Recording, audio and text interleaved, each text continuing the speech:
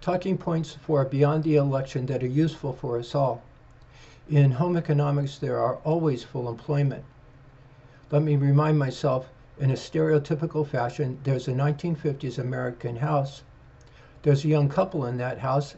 I go off to the side and start with farming and mining. Above that, manufacturing. Above that, wholesale, retail, and repair. And above that, retirement, education, and recreation. The doctors and lawyers form a lattice that holds it all together, and the Catholic priest is what causes it to come into being to begin with.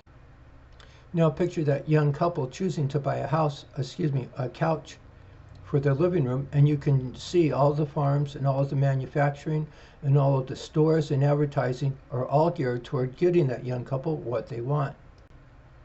There's a kicker to it all, and the kicker is that young couple has to be normal and well-adjusted.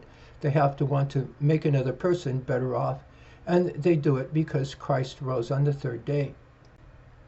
There are famous people you can talk about. Adam Smith, who figured out that if you specialize in labor, you can produce more than you consume, and that's how you get recreation time. And Aristotle and Plato, who figured out how to be a good citizen, but there was something missing there. And then it wasn't until Christ came and dotted the letter I, that computer cloud of electrons in that cells that form the chemistry, that form the emotions inside your head.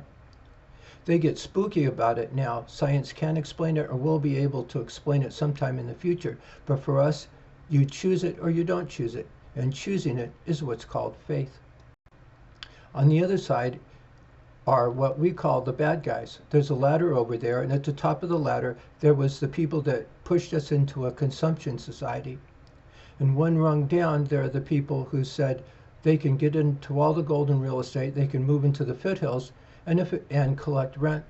And if it causes other people to starve, well, that's their problem. They feel good hurting other people.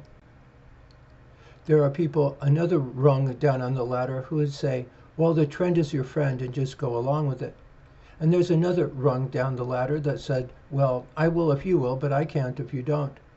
And it's only a few rungs down past that, you run into people that say, I have to do something about this. And that's what's needed now, the sheriff of Dodge City. This all goes against Mother Nature and against human nature, and somebody just has to step up and say, we're going to do things one way as opposed to the other. Why? Because God told him he could. That's why. We'll see.